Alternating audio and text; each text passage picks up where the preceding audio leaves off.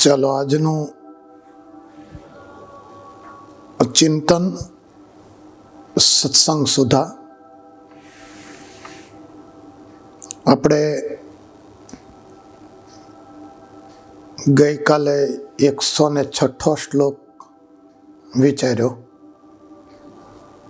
ત્રિગુણાત્મા તમ કૃષ્ણ શક્તિર્દેહ તદીયો જીવસ્ય ચાહમ મમતા હેતુર્માયાવગમ્યતામ. માયાનું રૂપ બતાવ્યું. જ્ઞાન કોને કહેવાય? કયો ચાલો હાલો. જ્ઞાન જીવ, ઈશ્વર અને માયા જેને રૂઢી રીતે જાણે તેને જ્ઞાન કહેવાય. હા, તો આપણે જીવની વ્યક્તિ જાણી દીધી, માયાનું જાણી લીધું. આજે હવે 107મો શ્લોક, ઈશ્વર શું કહેવાય એ બતાવે છે. 107મો શ્લોક બોલો હાલો. હૃદયે જીવ વજીવે અંતર્યામે તયા સ્થિતા જ્ઞેય સ્વતંત્ર ઈશ્વર સૌ સર્વ કર્મ ફલપ્રદ. હા,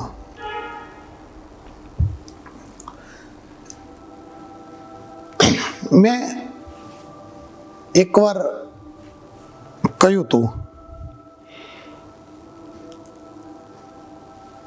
શ્રીજી મહારાજ નીલકંઠ વર્ણી વેશે લોજ પધાર્યા ત્યારે મહારાજને કોઈ યોગ્ય સ્થાન જોતું હતું. પોતાને મન ઈચ્છિત સિદ્ધાંતો, વૈદિક અને વિશિષ્ટાદ્વૈતી સિદ્ધાંતોથી યુક્ત એવા કોઈ સાધુ મળી જાય એની ખોજમાં હતા. 7 વર્ષ સુધી વન વિચરણ કર્યું, પણ પોતાના પ્રશ્નનો યથાર્થ ઉત્તર કરે એવા કોઈ મળ્યા જ નહીં. એટલે મુક્તાનંદ સ્વામીએ જ્યારે લોજમાં આગ્રહ કર્યો કે વર્ણી રાટ અહીંયા તમે રહો, એટલે નીલકંઠ વર્ણીએ એમ કીધું કે અમે રહીએ પણ અમારા પ્રશ્નના ઉત્તર આપો. ત્યારે એને પ્રશ્ન કર્યા, જો જીવ, ઈશ્વર, માયા, બ્રહ્મ અને પરબ્રહ્મ આ 5 અનાદિ ભેદ એને યથાર્થ સમજાવો. 5 છે ને એને ભેદ કહેવામાં આવે છે, અને 3 તત્વ કહેવામાં આવે. તત્વ અને ભેદ એને સમજવાનો, શબ્દનો અર્થ સમજવાનો. તત્વ કોને કહેવાય અને ભેદ કોને કહેવાય? 5 છે એ ભેદ જ છે, પણ એ કોના ભેદ? અને તત્વ શું? તત્વ એટલે જે મૂળભૂત અસ્તિત્વ વાળું તત્વ હોય એને તત્વ કહેવાય. પણ એકના જુદા જુદા પ્રકારના કરીને એના ભાગ પાડ્યા હોય એને ભેદ કહેવાય. લોટ છે ને એ તત્વ છે, અને ભાખરી, રોટલી, પૂરી એ એનો ભેદ થયો. તો સમજજો વસ્તુને સમજવાનું, ખાલી હું બોલી જાઉં એમ નહીં. તત્વ એટલે મૂળભૂત તત્વ છે એને તત્વ કહેવાય, અને એના જુદા જુદા પ્રકારો, એનાથી ભાખરી બને, એનાથી સુખડી પણ બને, એનાથી બાટી પણ બને, એનાથી રોટલી પણ બને, એનાથી પૂરી પણ બને, બધું જ બને. એ એના ભેદ થયા, તત્વના ભેદ થયા. તો બ્રહ્મ, પરબ્રહ્મ અને ઈશ્વર, માયા અને જીવ એ આખરે તો ઈશ્વર તત્વમાંથી જ નીકળ્યું, પરબ્રહ્મમાંથી જ નીકળ્યું. વચનામૃત વાંચો ને એટલે કાલે 12મું વચનામૃત વાંચી લેજો. પ્રથમનું 12મું વચનામૃત, એમાં ઉત્પત્તિની સ્થિતિ બતાવી. આમ મહારાજ કે આને જે જાણે એને વૈરાગ્ય થાય એવો શબ્દ મૂક્યો. એ વૈરાગ્ય તરફ લઈ ગયા. પણ આ સૃષ્ટિની ઉત્પત્તિની ચર્ચા મહારાજે કરી. તો બ્રહ્મમાંથી મેં અગાઉ કહ્યું હતું સ ઐક્ષત, જ્યારે આ સૃષ્ટિનો આત્યંતિક પ્રલય થઈ ગયો અને ખાલી ચિદાકાશ અને બ્રહ્મ એકલું હતું, અને ત્યારે ભગવાનની ઈચ્છા થઈ કે હવે મારે સૃષ્ટિ કરવી છે, રચના કરવી છે. એટલે સ ઐક્ષત, એણે જોયું અહમ બહુશ્યામ, હું બહુરૂપે થાવ. એટલે પછી એમાંથી યતો વા ઈમાની ભૂતાની જાયંતે એન જાતાની જીવંતી યત પ્રેત્ય ભીષમ વિસંતી તત વિજિજ્ઞાસસ્વ. જેનાથી આ સૃષ્ટિ ઉત્પન્ન થઈ. માયા ક્યાંથી ઉત્પન્ન થઈ? તો ભગવાનમાંથી. જીવ ક્યાંથી? તો ગીતામાં લખ્યું મમૈવાંશો જીવલોકે, મારો જ અંશ છે. ઈશ્વર તત્વ, ઈશ્વર એટલે કોણ? વિરાટ, સૂત્રાત્મા, અવ્યાકૃત, એ ભગવાનમાંથી જ ઉત્પન્ન થયું. બ્રહ્મમાંથી, પરબ્રહ્મમાંથી ઉત્પન્ન થયું. ઈશ્વર એટલે એ હું સમજાવું. ઈશ્વર તત્વ છે ને, એ આપણે ઈશ્વરને પણ ઈશ્વર કહીએ, મનુષ્ય કે પરબ્રહ્મને પણ ઈશ્વર કહીએ. અને જ્યારે 5 ભેદ આવે ને ત્યારે ઈશ્વર તત્વ જુદું આવે. ત્યારે બ્રહ્મા એટલે ઉત્પત્તિ કરનારા, સ્થિતિ કરનારા અને પ્રલય કરનારા, એ પરબ્રહ્મમાંથી એમ આમ છે ને, આમ આખી સૃષ્ટિની ઉત્પત્તિ છે. ઉત્પત્તિમાંથી પહેલાં પોતાના સંકલ્પથી પ્રધાન ઉત્પન્ન થયું, પછી એમાંથી પ્રકૃતિ ઉત્પન્ન થઈ, પ્રધાન અને પ્રકૃતિમાંથી મહત્તત્વ ઉત્પન્ન થયું, મહત્તત્વમાંથી અહંકાર ઉત્પન્ન થયો, સત્વ, રજ અને તમ, આ 3 પ્રકારના અહંકાર ઉત્પન્ન થયા. અને એમાંથી ઇન્દ્રિયો ઉત્પન્ન થઈ, કર્મેન્દ્રિય, જ્ઞાનેન્દ્રિય, વારાફરતી બધું ઉત્પન્ન થયું. અને ત્યાંથી ભેદ પડ્યા. એક ઈશ્વર તત્વમાં ગયું અને એક જીવ તત્વમાં ગયું. એક વિરાટ, સૂત્રાત્મા, અવ્યાકૃત, જેને આ જગતની ઉત્પત્તિ, સ્થિતિ અને લયના કરનારા એવા દેવ કીધા, એની ઉત્પત્તિ થઈ પરબ્રહ્મ તત્વ થકી જ. અને એક બાજુથી જીવની ઉત્પત્તિ થઈ, નાગ, કિન્નર, પૃથ્વીલોક, એ ઉત્પત્તિ થઈ. આની બહુ ચર્ચા ન કરાય, કારણ કે અમુક વાર અણસમજણને કારણે વિવાદ ઉત્પન્ન થાય. એટલે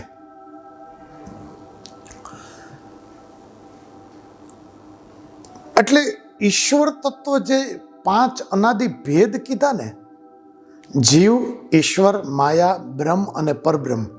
ત્યાં ઈશ્વર છે ને, એ બ્રહ્મ પરબ્રહ્મનો ભેદ છે, એ પરબ્રહ્મનો ભેદ છે. એ ભેદ કીધો. જેમ લોટનો ભેદ ભાખરી થઈ, રોટલી થઈ, એમ જીવ થયો, માયા થઈ, ઈશ્વર થઈ, બ્રહ્મ થયું. આખરે પરબ્રહ્મમાંથી જ છે. પરબ્રહ્મ તત્વ સિવાય કાંઈ નથી. સૃષ્ટિના અંતકાળે આત્યંતિક પ્રલય જ્યારે થાય ત્યારે તો એક પરબ્રહ્મ જ છે. આ વાત સમજાય છે હું કહું છું બધું? અને આ ગહન વાત છે. આ કાંઈ હા સમજાઈ ગઈ એમ સમજાય એવી વાત નથી. આના હજી ભેદો સમજવાના છે. પણ એની એ વસ્તુ, આ 5 ભેદ કીધા, પણ એની એ વસ્તુ જ્યારે અનાદિ થી લાગે, અનાદિ શબ્દથી લાગે, તો જીવ છે એ અનંત છે, જીવ છે નિત્ય શુદ્ધ બુદ્ધ મુક્ત છે.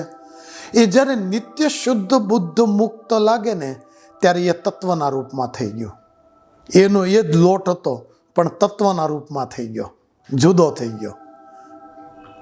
એનું એ જ હતું, એ જુદું થઈ ગયું. એનું એ જ તત્વ માયા તત્વ નિત્ય છે, જળ છે, ચિદાત્મિકા છે, નિત્ય છે. એ ત્યારે તત્વ ત્રણ જ્યારે ગણવામાં આવે ને ત્યારે ત્રણેય તત્વ ગણવામાં આવે.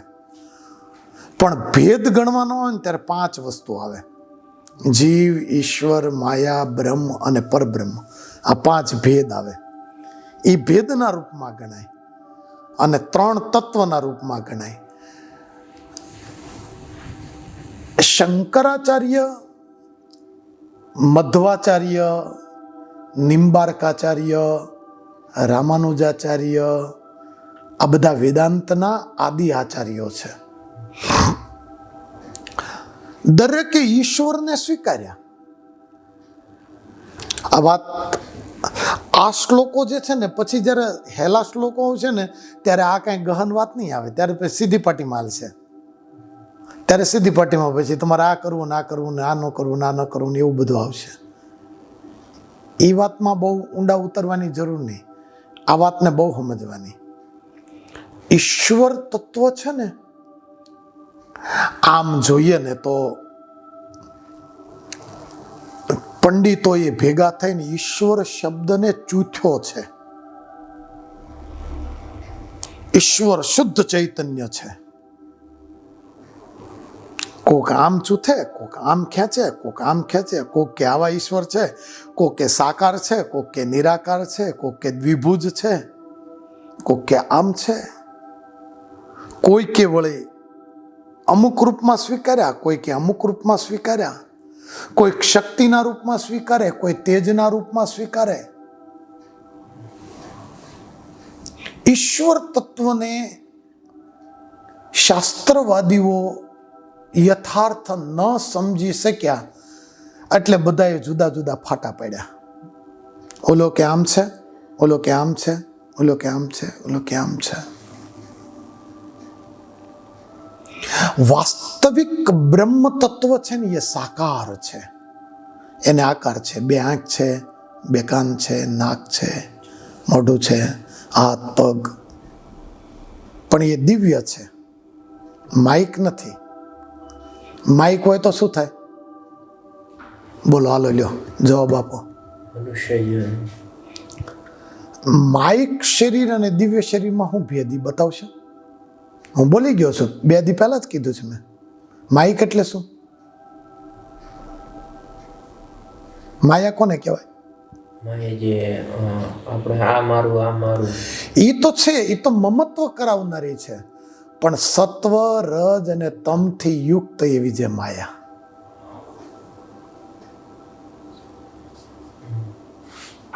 ત્રિગુણ વાળી માયા, 3 ગુણથી યુક્ત એવી માયા છે. એ માઇક છે. તો આપણું શરીર કેવું થયું? માઇક થયું. 3 ગુણથી યુક્ત છે. સત્વ, રજ.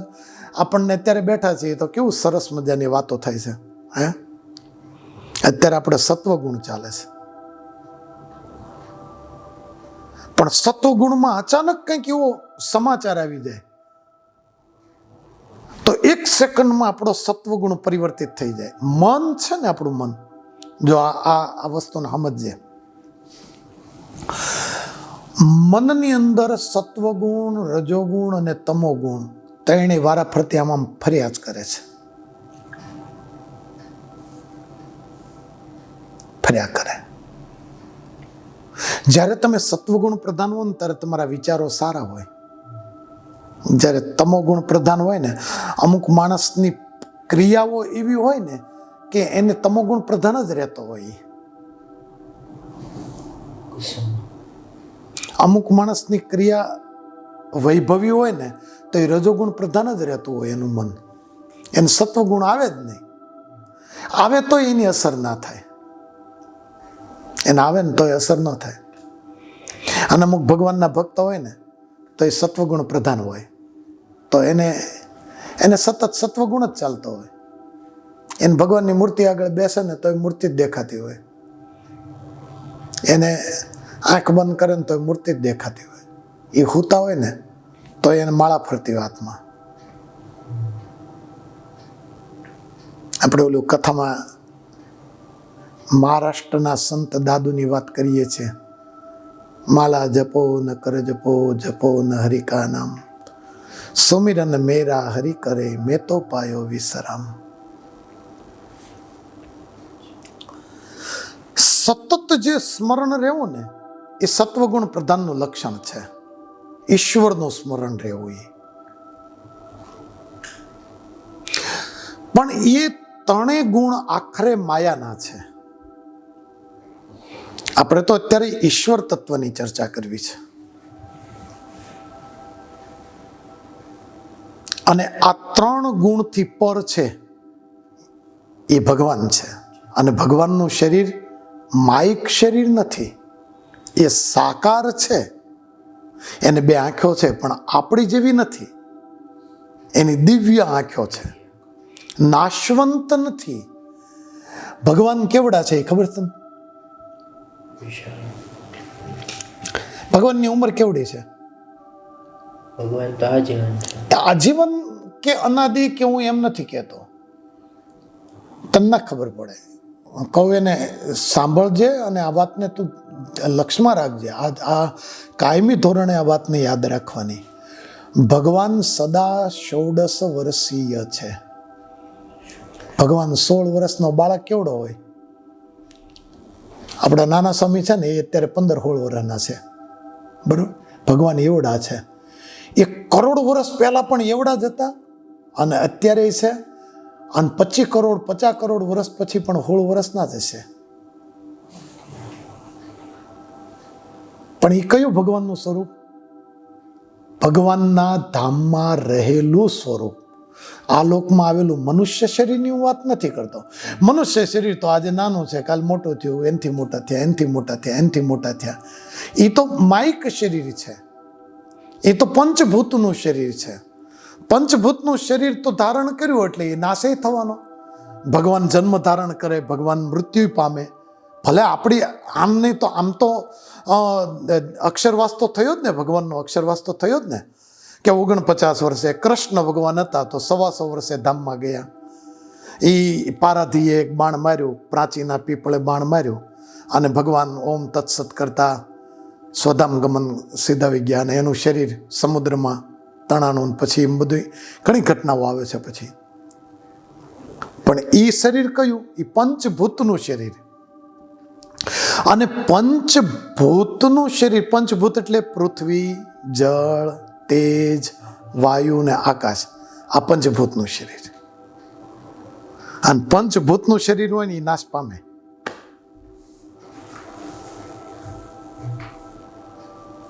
નાશવંત વસ્તુ કઈ છે ખબર?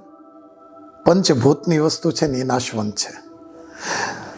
જે સદા 16 વર્ષીય ભગવાનના ધામમાં બેઠા છે એને પંચભૂત નથી, એ તો દિવ્ય તત્વ છે.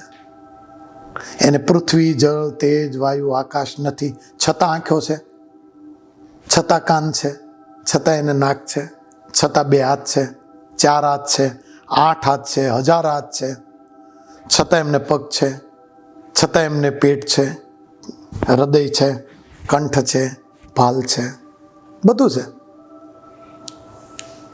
પણ એ દિવ્ય છે. જો હું તને વાતને બદલું, આ મૂળ ઊંડાણ વાળી વાત, એ 16 વર્ષના જ કેમ રહે છે? એ 1 કરોડ વર્ષ પહેલા 16 વર્ષના હતા, 2 કરોડ વર્ષ પહેલા 16 વર્ષના હતા અને અત્યારે 16 વર્ષના જ છે. ભગવાનના ધામમાં જે સ્વરૂપ છે ને એ 16 વર્ષનું સ્વરૂપ છે. એ જ્યારે આ લોકમાં મનુષ્ય શરીર ધારણ કરે ત્યારે મોટા થાય છે, ત્યારે એ ધામમાં જાય છે. કારણ કે એ તો પંચભૂતનું શરીર છે, એ તો નાશવંત શરીર છે. તો ભગવાનના ધામમાં છે એ નાશવંત નથી, એ પંચભૂતનું નથી, એ દિવ્ય શરીર છે. અને દિવ્ય વસ્તુ હોય ને એ વિકારને ન પામે. કેવા પ્રકારનો વિકાર? જાયતે, વર્ધતે, અપક્ષીયતે આને વિકાર કહેવાય. આ સંસ્કૃતના શબ્દ છે, એ હજી નહીં સમજાય. જન્મ થાવો, વૃદ્ધિ પામવી. ભાગવતની કથા કરતા હોય તો આપણે એમ કહીએ કે ભગવાન 108 દિવસના થયા. સત્સંગી જીવનની કથા કરતા હોય તો કે ભગવાન 2 વર્ષના થયા. ચૌલ કર્મ સંસ્કાર થયો તો ભગવાન 2 વર્ષના થયા એટલે પછી દોડવા લાગ્યા. પછી એ આંબાવાડિયામાં ગયા, કાલિદત્તનો વધ કર્યો. પછી ભગવાન 3 વર્ષના થયા, અને 3 વર્ષના થયા ત્યારે પછી એ અયોધ્યા ગયા. અયોધ્યા લીલા કરી, 5 વર્ષના થયા, 6 વર્ષના થયા, 7 વર્ષના થયા. યજ્ઞોપવિત સંસ્કાર કર્યો. પછી આગળ વધ્યા. 8 વર્ષ, 9 વર્ષ, 10 વર્ષ, 11 વર્ષના થયા. મહારાજ વન વિચરણમાં નીકળ્યા. કૃષ્ણ ભગવાન 11 વર્ષને 52 દિવસના થયા. કંસનો વધ કર્યો. તો એ વધ્યું, એ તો શરીર વધ્યું છે, પંચભૂતનું શરીર વધ્યું છે. કોનું વધ્યું છે? પંચભૂત. પૃથ્વી, જળ, તેજ, વાયુ ને આકાશ, આ 5 ભૂતથી બનેલું જે શરીર છે ને એ વધે છે.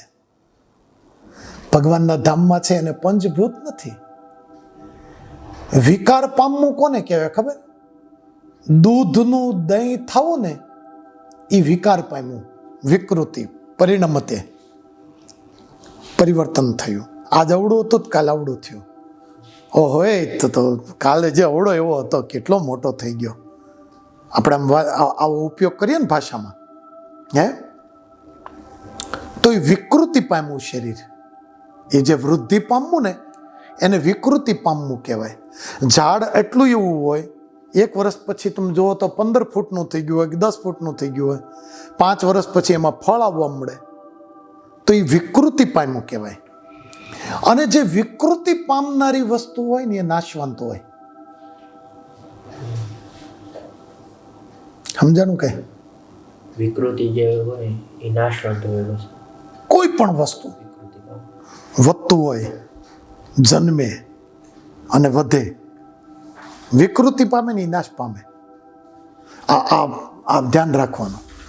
ભગવાન હતા પણ જન્મ ધારણ કર્યો તો એ નાના હતા, મોટા થયા, એનથી મોટા થયા, એનથી મોટા થયા, એનથી મોટા થયા. શરીર તો વિકૃતિ પામ્યું ને.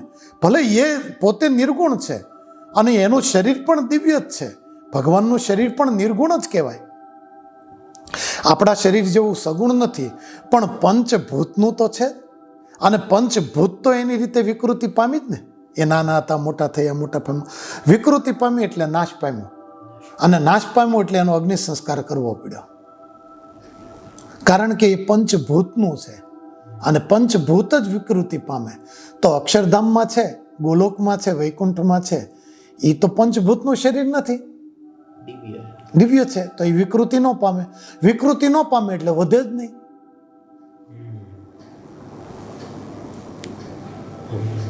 સમજાણું? હે, 16 વર્ષના જ છે. એનું કારણ શું? કારણ કે દિવ્ય સ્વરૂપ છે અને પોતે વિકૃતિ પામતા નથી. વિકૃતિ પામતા નથી કારણ કે પંચભૂત નથી. હું પંચભૂત નથી. પંચભૂત નથી. પૃથ્વી, જળ, તેજ, વાયુ, આકાશ, એ નથી. એનાથી તો પર છે ભગવાન. એનાથી તો પર છે ભગવાન. હજી નથી બરોબર સમજાતું. સમજાય? હે, પંચભૂતનું શરીર નથી એટલે માટે દિવ્ય. એ દિવ્ય છે. પંચભૂતનું નથી એટલે વિકૃતિ નથી પામતું, એટલે વધતું નથી. વધે કયું? વિકૃતિ કોણ પામે? પંચભૂત હોય. જન્મે એ વધે. ભગવાન તો અજન્મા છે એટલે 16 વર્ષનો. સતત 16 વર્ષ. એનો આદિકાળ કોઈ આપણે કલ્પના જ ન કરી શકીએ ભગવાનનો. 5 કરોડ વર્ષ પહેલા, 25 કરોડ વર્ષ પહેલા, 50 કરોડ અબજો વર્ષ પહેલા, અનંત વર્ષ, અનાદિ. અનંત, અનાદિ કહેવાય અને અનંત કહેવાય. અનંતનો અર્થ શું? જેનો કોઈ અંત ન હોય એને અનંત કહેવાય. એટલે ભગવાન અનંત છે, એનો અંત નથી. 25 કરોડ વર્ષ પછી પૃથ્વી જતી રહેશે તો ભગવાનનો અંત થઈ જશે? ના, એ તો અનંત છે. તો આદિકાળ કયો? આદિ છે જ નહીં કોઈ. અનાદિ છે. અનાદિ, એનો કોઈ આદિ આગળનો સમય જ નથી. આપણે આપણો જન્મ દિવસ છે તો એમ કે આપણો પહેલો દિવસ કયો, આદિ દિવસ કયો? આદિ એટલે આગળનો, પહેલો. તો કે ભાઈ આ દિવસ આપણો. ભગવાનનો આદિ દિવસ કયો? કોઈ છે જ નહીં. એ તો અનાદિ છે. પરબ્રહ્મની વાત કરું છું હું. જે મૂળ પરબ્રહ્મ તત્વ છે એ તો અનાદિ છે. જો જન્મ થયો તો ચૈત્ર સુધી નોમ રામનો જન્મ થયો, ચૈત્ર સુધી નોમ ભગવાન સ્વામિનારાયણનો જન્મ થયો, જન્માષ્ટમીને દિવસે શ્રાવણ વદી આઠમ કૃષ્ણ ભગવાનનો જન્મ થયો. તો એ પંચભૂતનું શરીર જન્મ્યું તો એનો આદિકાળ બતાવ્યો. પંચભૂત આવે એટલે આદિકાળ આવે, અને એ વિકૃતિ પામે એટલે એનો અંતકાળ આવે. જેનો આદિકાળ આવ્યો એનો અંતકાળ આવ્યો. એ મૃત્યુ પામ્યા, ભલે પછી પોતાના ધામમાં ગયા, પોતાની ઈચ્છાએ કરીને પોતે ધામમાં ગયા, પણ આપણી ભાષામાં મૃત્યુ પામ્યા ને, આ લોકની ભાષામાં અવસાન. કારણ કે એ શરીર વિકૃત થતું હતું. હું લખું છું? આ લખો. પંચભૂતનું શરીર જેને મળે એ જ વિકૃતિને પામે, એવું લખો.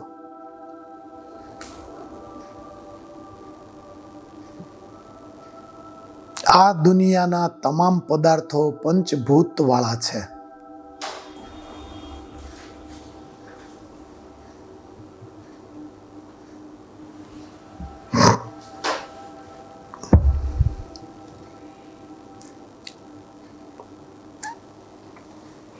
આવું ઘોટી ઘોટીની એકની એક વાત કહું છું. શું કામ?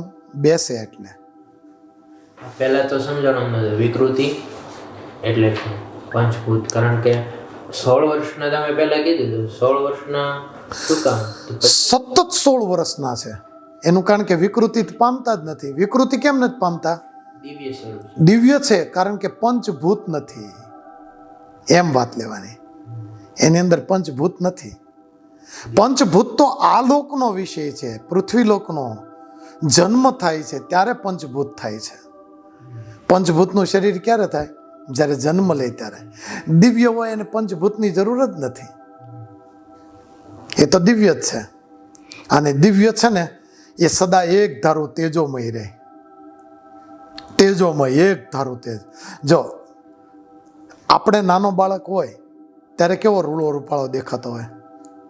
મોટો થઈને થોડી દાઢી ઉગે ને પછી થોડોક વિકૃતિને પામ્યા, એમાં ધોળી દાઢી થવા મળે એટલે આપણને એમ થાય બસ ધોળી દાઢી થઈ ગઈ, આપણે એમ કહીએ ને.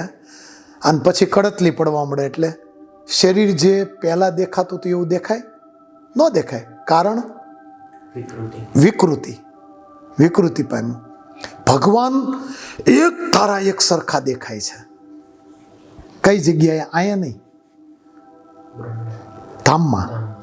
જે મૂળ બ્રહ્મ તત્વ છે, પરબ્રહ્મ તત્વ છે, મૂળ પરબ્રહ્મ તત્વની વાત કરું છું. થઈ ગયું? એટલે આજનું ઈશ્વર તત્વની ઉપર જે ચિંતન કરવું છે ને, આપણે જે ચિંતન કરવાનું છે એ તો રહી જ ગયું. હવે એ ઈશ્વર છે એ કેવા છે? ચાલો આપણે વાત કરીએ. હવે તો 107મો શ્લોક બોલો. હાલો.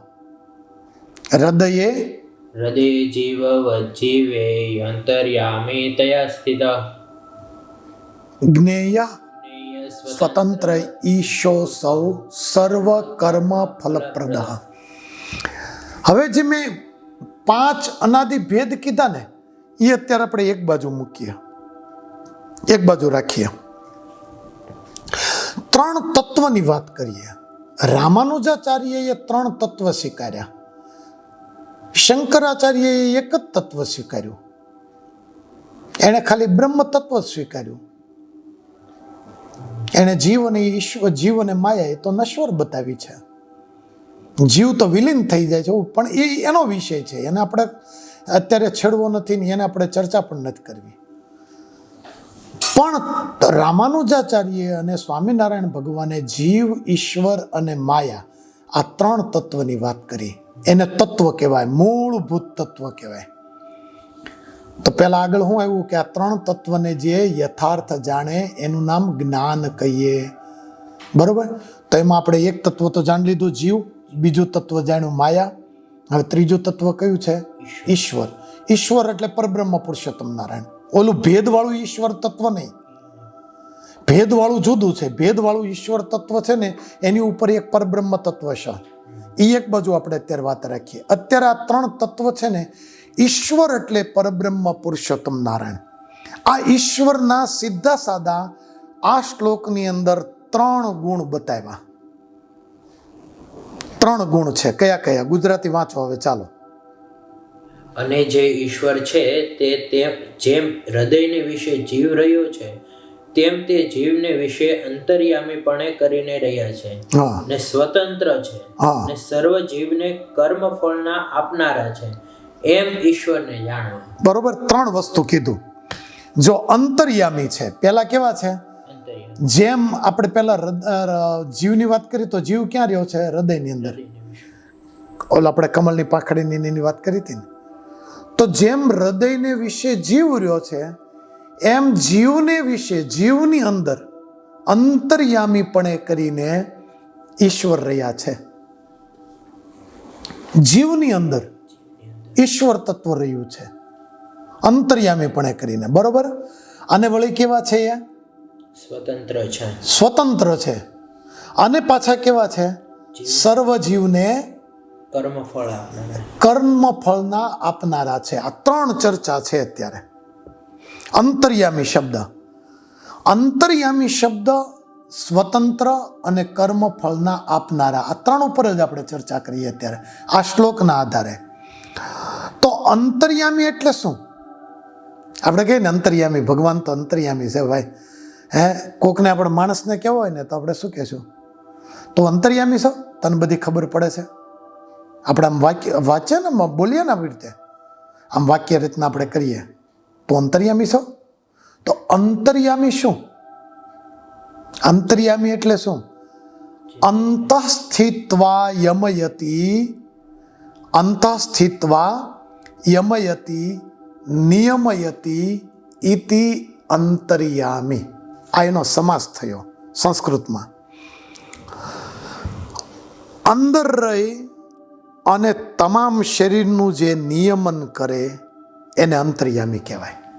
અંદર રહી તમામ. અંદર ક્યાં છે? જીવની અંદર. જીવની અંદર છે ને, પણ છતાં આખા શરીરનું સંચાલન કરે છે. અંતઃસ્થિત્વા યમયતિ નિયમયતિ ઇતિ અંતર્યામી. નિયમન કરે છે, સંચાલન કરે છે. નરેન્દ્ર મોદી સાહેબ ભારતના વડાપ્રધાન છે. બરોબર. તો સાવરકુંડલાનો વહીવટ મોદી સાહેબ કરવા આવે છે, પણ છતાં કોનો વહીવટ કહેવાય? મોદી સાહેબ. એને સાવરકુંડલા જોયો નથી. એને સાવરકુંડલાની ગલીઓ જોઈ પણ નથી નરેન્દ્ર મોદી સાહેબે, પણ છતાં રાજ કોનું કહેવાય અહીંયા? મોદી સાહેબનું. એ દિલ્હીમાં બેઠા છે, પણ ત્યાં બેઠા બેઠા નિયમન કરે છે. બધું ત્યાંથી કંટ્રોલ કરે છે. આખા દેશનો કંટ્રોલ એના ઈશારાથી, એના બહાર પાડેલા નિયમોથી ચાલે છે. એના નિયમ બહાર કાંઈ ચાલે છે? બજાર છે તો એ બજાર નરેન્દ્ર મોદી સાહેબ અહીં કરવા નથી આવ્યા, જોવાય નથી આવ્યા, પણ એના બનાવેલા નિયમ પ્રમાણે અહીંયા ચાલે છે. નિયમન ક્યાંથી થાય છે? દિલ્હીથી થાય છે. એમ આ શરીર આખું છે તો જીવ, ઈશ્વર અહીંયા છે, અહીંયા છે, અહીંયા છે, અહીંયા છે, અહીંયા છે.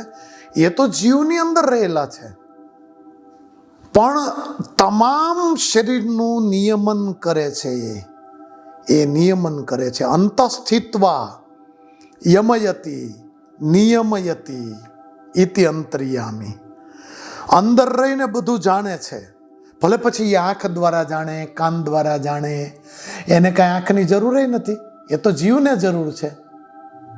આપણે કાલ વાત કરી હતી, જીવને જરૂર છે આંખની, કારણ કે એની પરિમિત શક્તિ છે અને ઓલી અપરિમિત શક્તિ છે, એવી કાલ વાત કરી હતી આપણે.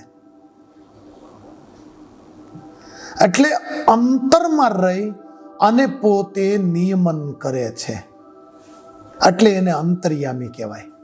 આ સીધો શબ્દનો જ અર્થ કરું છું. આનો અધ્યાત્મ અર્થ પછી જશે, આપણે એને અત્યારે નથી કરવાની વાત. આપણા જીવાત્માની અંદર પરમાત્મા બિરાજી અને સકલ શરીરનું નિયમન કરે છે, એટલે એને અંતર્યામી કયા. એને બીજી ભાષામાં આપણે એવું કહીએ કે અંતર્યામી એ ત્યાં રહ્યા થકા બધું જાણે છે. અંતઃસ્થિત્વા યમયતિ, અંતરમાં રહી અને બધું જાણે છે, બધું જ જાણે છે. એ છે એક જ જગ્યાએ, પણ એ એકત્વે સતી અનેક સંવે તત્વમ એવું ઉપનિષદમાં કહ્યું. સમજાઈશ આ વાતને? ઈશ્વર તત્વને સમજવાના. તો ઈશ્વર્યસ્ય અંતર્યામિત્વમ કથમ, એટલે ઈશ્વરનું અંતર્યામીપણું કેવી રીતે? તો ઈશ્વરનું અંતર્યામી પરમાત્મા હૃદયને વિશે જેમ જીવ રહ્યો છે તેમ જીવમાં અંતર્યામીપણે કરીને રહ્યા છે. એટલે પરમાત્મા જીવની અંદર રહી અને સમગ્ર શરીરનું નિયમન કરે છે, નિયંત્રણ કરે છે.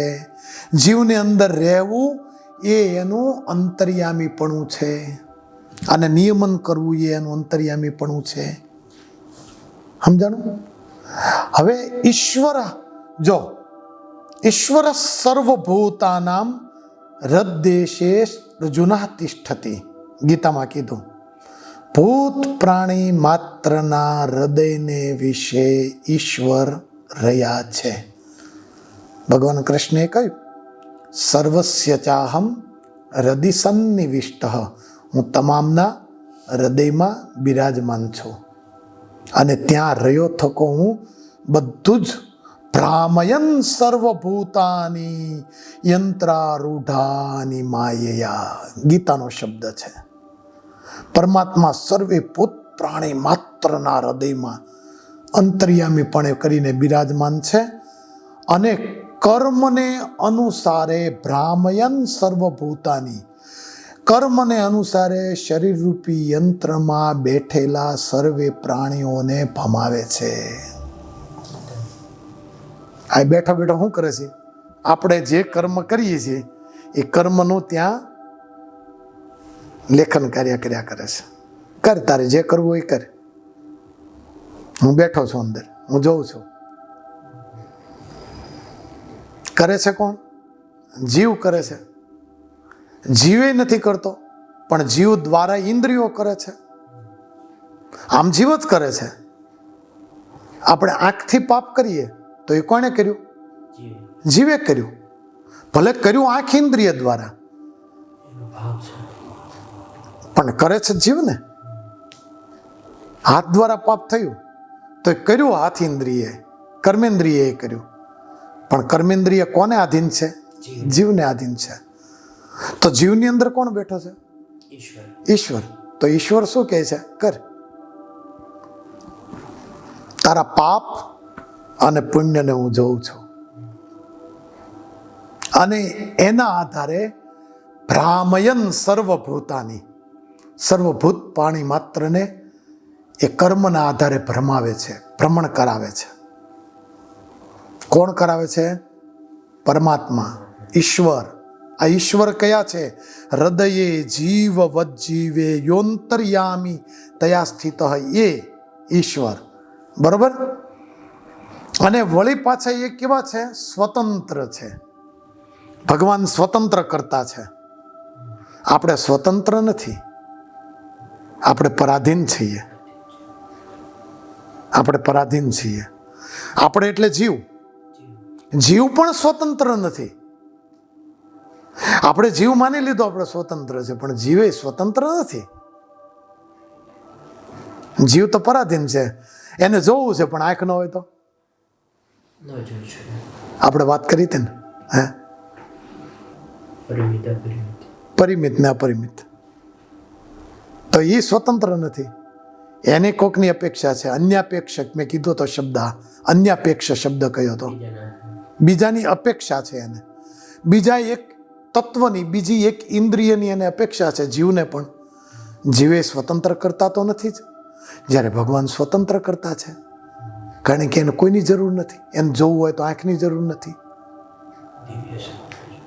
એને હાલવું હોય તો પગની જરૂર નથી, એને કાંઈ જરૂર નથી. એ સ્વતંત્ર છે. એ પોતે ધારે એ કરી શકે. પરમાત્મા, એને નિયમ કોઈ લાગુ ન પડે. મારે ને તમારે બધાને જીવવું હોય તો આપણને નિયમ લાગુ પડે. ઈશ્વર તત્વને એ કૃષ્ણ યુદ્ધમાં હતા અને આજે જયદ્રથને મારવો હતો, અને સાંજે સૂર્ય અસ્ત થાય તે પહેલા જો જયદ્રથ ન મરે તો અર્જુનની પ્રતિજ્ઞા હતી કે હું અગ્નિ સ્નાન કરી લઉં. અને એ જયદ્રથને દુર્યોધનને ખબર હતી. એટલે જયદ્રથને દુર્યોધન હંમેશા દૂર જ રાખતો હતો. તે દિવસે અર્જુનથી દૂર રાખતો હતો કે કેમે કરીને સૂર્ય અસ્ત થઈ જાય, અને સૂર્ય અસ્ત થઈ જાય તો યુદ્ધની સમાપ્તિ જાહેર થાય, અને તો પછી અર્જુન મરી જાય તો કામ પૂરું થઈ ગયું. એટલે ભગવાનને ખબર પડી કે આ ઓલું બહાર નહીં નીકળે. એટલે ભગવાને આમ કરીને આમ ઈશારો કર્યો ને તે સૂર્ય અસ્ત થઈ ગયો.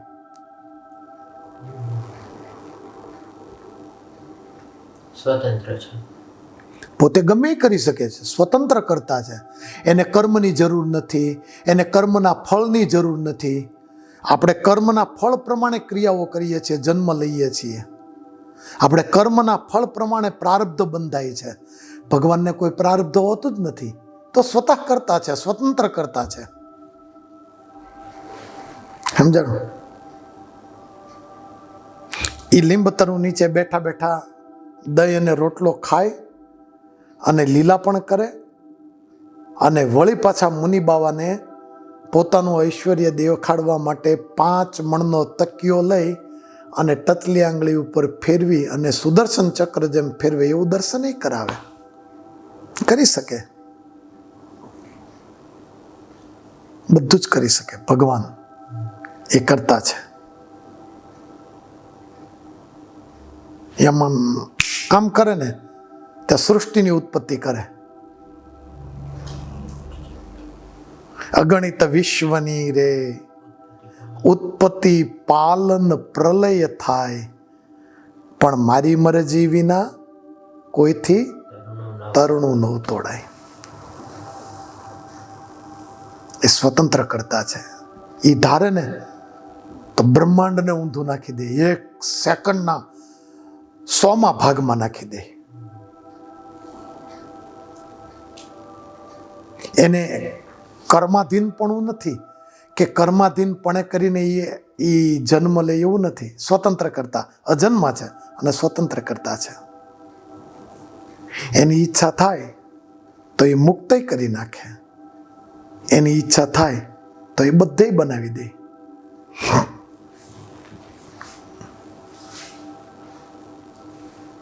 એટલે સ્વતંત્ર કરતા છે. કર્તુમ અકર્તુમ અન્યથા કર્તુમ સમર્થ પુરુષોત્તમ. એ ન કરવાનું હોય ને એવું કરી પણ દે, અને કરવાનું હોય એને બદલી નાખે, નહીં કરે. અને કરવાનું હોય એના કરતા બીજું કરી નાખે, પરિવર્તિત કરી દે. પોતે સ્વતંત્ર છે, સ્વતંત્ર છે, સમર્થ છે. કર્તુમ અકર્તુમ અન્યથા કર્તુમ સમર્થ છે. સમર્થ. આમ કરીને આમ શ્રીજી મહારાજે આમ લાકડી આમ કરીને તે સોનાનું મંદિર તૈયાર કરીને બતાવ્યું. મહારાજ કે અમે ધારીએ તો આવા એક નહીં અનેક મંદિર કરી દઈએ. શ્રીજી મહારાજે એમ કીધું. એ સમર્થ છે, કરી શકે. સ્વતંત્ર કરતા, એને કોઈ રોકી ન શકે. એ જે કરે કાર્ય એને કોઈ રોકી ન શકે. એને કોઈ રોકવાને સમર્થ નથી, સ્વતંત્ર કરતા છે. તો કયો આવ્યું? અંતર્યામી છે અને સ્વતંત્ર ઈશ અસૌ ઈશ સ્વતંત્ર જ્ઞેય.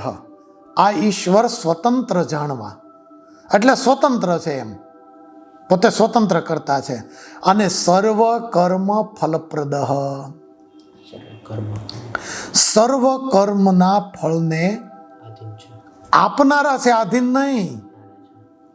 એ થોડા આધીન છે, આપણે આધીન છીએ અને આપણને આપનારા છે. સર્વ કર્મ, આપણે જેવા કર્મ કરીએ એવા કર્મના ફળને પ્રદહ એટલે આપનારા છે ઈશ્વર. જેવું તમે કર્મ કરો એવું ફળ પામો.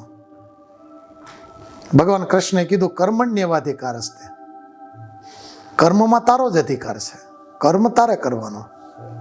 ઘણા લોકો એમ કે આ બધું ઈશ્વરે જ જો નિર્માણ કર્યું હોય તો પછી કોઈ માણસ કોઈનું ખૂન કરી નાખે એ ઈશ્વરે નિર્માણ કર્યું છે? ના, એ તમારું કર્મ છે. તમને ઈશ્વરે જન્મ આપ્યો, કર્માધીન જન્મ આપ્યો. હવે જે કરો છો ને એ તમે જ તમારા કર્મ કરો છો. એમાં તમે સારા કર્મ કરો તો ભગવાનને પામો, ખરાબ કર્મ કરો તો અવગતે જાઓ. કર્મમાં તમારો અધિકાર છે. કર્મણ્યેવાધિકાર હસ્તે મા ફલેષુ કદાચન. ક્યારેય તમારે ફળમાં અધિકાર, ફળ મારે દેવાનું છે. કર્મ તું કર, ફળ મારે દેવાનું છે. તું જેવું કર્મ કરીશ ને એવું ફળ હું દઈશ. સારું કર્મ કર, તને સારું ફળ દઈશ. બાકી નરક તો તારા માટે છે જ, એવું ભગવાન કહે છે. સર્વ કર્મ એ કોઈને ના છોડે. એણે ભગવાનને પોતાના બાપને ન છોડ્યા. દશરથ મહારાજે શ્રવણને વગર વાકે બાણ માર્યું તો શ્રવણના માતા પિતાએ શાપ આપ્યો કે પુત્ર વિયોગે જેમ અમારું મૃત્યુ થાય છે એમ તમારું પણ 4 પુત્ર હોવા છતાં જ્યારે મૃત્યુ થશે ત્યારે તમારે દીકરો હાજર નહીં હોય. તો ભગવાનના બાપને શાપ લાગ્યો. શાપ તો લાગે જ, એ ન લાગે એવું નહીં. એ તો કર્મ ફળ તો ભગવાન ગમે ને આપે. કર્મ જેવું કરો એવું ફળ તો પામવું જ પડે. આપણે ત્યાં શું છે કે ઈશ્વરને આપણે એમ કે કાળ કર્મથી છૂટી કુટુંબ સહિત તરશે આરતીમાં બોલીએ છીએ. એ ભગવાનની કૃપાનો પ્રસાદ છે. ભગવાન ધારે તો કર્મ ફળથી મુક્ત કરી નાખે તમને, કારણ કે એ સ્વતંત્ર છે. એ સ્વતંત્રપણે કરીને ગમે એ કરી નાખે. રાજા ધારે તો જેલમાંથી બધા કેદીઓને મુક્ત કરી નાખે. એ રાજા સ્વતંત્ર છે. એમ ભગવાન નરકના કુંડ, સર્વે નરકના કુંડ ખાલી કર્યા, એવું કીર્તન આવે ને. સર્વે નરકના કુંડ ખાલી કર્યા, ભૂખ્યા જમગણ રે કર ઘસી પસતાય. કીર્તન છે ને. તો સ્વામિનારાયણ ભગવાન ઈશ્વર તત્વ એ જો ધારે તો નરકના કુંડ ખાલી કરી નાખે, કારણ કે એ સ્વતંત્ર કરતા છે. પણ કર્મ પ્રમાણે જ્યારે ફળ આપવાનું હોય ત્યારે આપણે કર્મ કરીને પછી ભગવાનને શરણે જઈને એમ કે હે ભગવાન, હવે તો હું તારે શરણે છું, તું મારી રક્ષા કરજે. નહીં, એમ ન થાય. તમે કર્મ કરો છો તો ભોગવો. કર્મ કરીને પછી ઈશ્વરને શરણે જાઓ છો. ઈશ્વર દયાએ કરીને એકાદી વાર કદાચ તમને બચાવી પણ લે, હાલ ભાઈ તને હળવું કરી દઉં. પણ આ જીવને તો ટેવ પડી ગઈ છે વારંવાર કર્મ કરે ને ભગવાન પાસે, કર્મ કરે ને ભગવાન પાસે. એમ ન થાય, ભોગવવું જ પડે, એમાં હાલે જ નહીં. પ્રારબ્ધ કર્મણામ ભોગાદેવ ક્ષય, આવી શ્રુતિ છે, આવી સુક્તિ છે. પ્રારબ્ધ કર્મણામ ભોગાદેવ ક્ષય. પ્રારબ્ધ કર્મ, કર્મ દ્વારા બંધાયેલું પ્રારબ્ધ એ ભોગવે જ ક્ષય પામે, ભોગવે જ છૂટક્યો. એમાં કોઈ ન ચાલે. ઈશ્વરની કૃપા થાય તો હળવું કરી દે, સ્વાપ્નિક બનાવી દે. ઈશ્વરની કૃપા થાય તો નાશ પણ કરી નાખે. એ પણ કૃપાનો પ્રસાદ છે. પણ કૃપા પ્રસાદ રોજ ના મળે.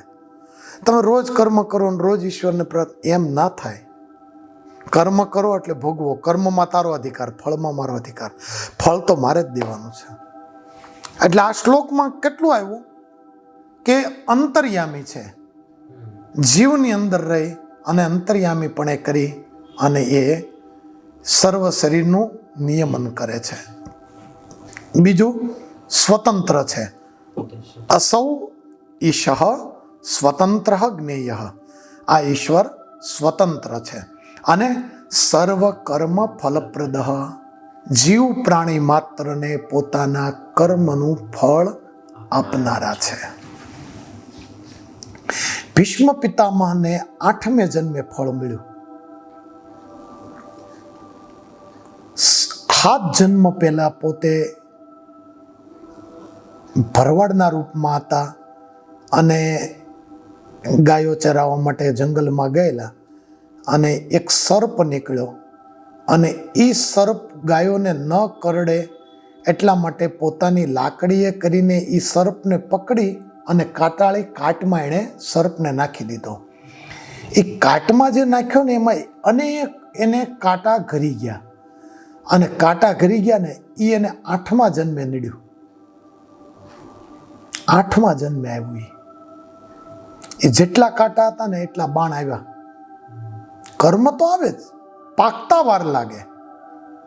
કર્મને પાકવાના સમય હોય. જેવું કર્મ એને પાકવાના સમય હોય. બાકી તો પાકે એટલે આવે જ. કોઈ પણ જીવ હોય હસતો હસતો કરે, રડતો રડતો કરે, કર્મ કરે એટલે એ જ્યારે પાકે ત્યારે, ગમે મોટો માંધાતા હોય, રાવણ જેવો હોય તો શું છે, કર્મ કર્યું છે એટલે પાક્યું અને એ પાકેલું આવે જ, એમાં હાલે જ નહીં. અને ભગવાન એ પ્રમાણે ફળ આપે ને આપે જ. કૃપા કરી અને એકાદી વાર કદાચ એને નાશ કરી નાખે તો એનું કંઈ કારણ હોય કે ભાઈ આણે આવું કામ કર્યું છે સારું, તો આનું નાશ કરી નાખો, એવું કદાચ બની જાય. એવો કૃપા કરે તો એ સ્વતંત્ર છે એટલે. પણ બધે એનું સ્વતંત્રપણું પણ ન વાપરે. ભગવાન શ્રી કૃષ્ણ નારાયણને કોઈકે પૂછ્યું કે પ્રભુ તમે ધાર્યું હોત તો આ યુદ્ધને ટાળી શકત. આ યુદ્ધને તમે જો ધારો તો ટાળી શકત. વિદુરજીએ જ કહ્યું કે પ્રભુ તમે જો ધાર્યું હોત તો આ યુદ્ધ ટળી જાત, તો આ ન થાત. ભગવાન કે ના, આ યુદ્ધ થવાનું જ હતું, મારું ટાળ્યું પણ ન ટળે, કારણ કે કર્માધીન હતું. આ કાંઈ કૌરવ અને પાંડવોનું યુદ્ધ થોડું હતું, ધર્મ ને અધર્મનું યુદ્ધ હતું. અને અધર્મની સામે ધર્મનું યુદ્ધ કરવાની જરૂર હતી ધર્મને, અને અધર્મનો નાશ કરવો હતો. આમાં મારું કર્યું કાંઈ નહીં ચાલે. એ તો કર્મના આધારે થયેલું ઊભું કરેલું યુદ્ધ હતું. આ મારું ટાળ્યું ન ટળે, હું ટાળી પણ ન શકું આને, કારણ કે કર્મ ફળ છે. હૃદયે જીવવત જીવે યોંતરી. આ શ્લોકમાં 3 વાત આવી. અંતર્યામીપણું છે એટલે અંતસ્થિત્વા યમયતિ, નિયમન કરે છે, અને સ્વતંત્ર છે અને બધાના જીવ પ્રાણી માત્રને કર્મ ફળના આપનારા છે. સહજાન સ્વામી મહારાજની જય. લો.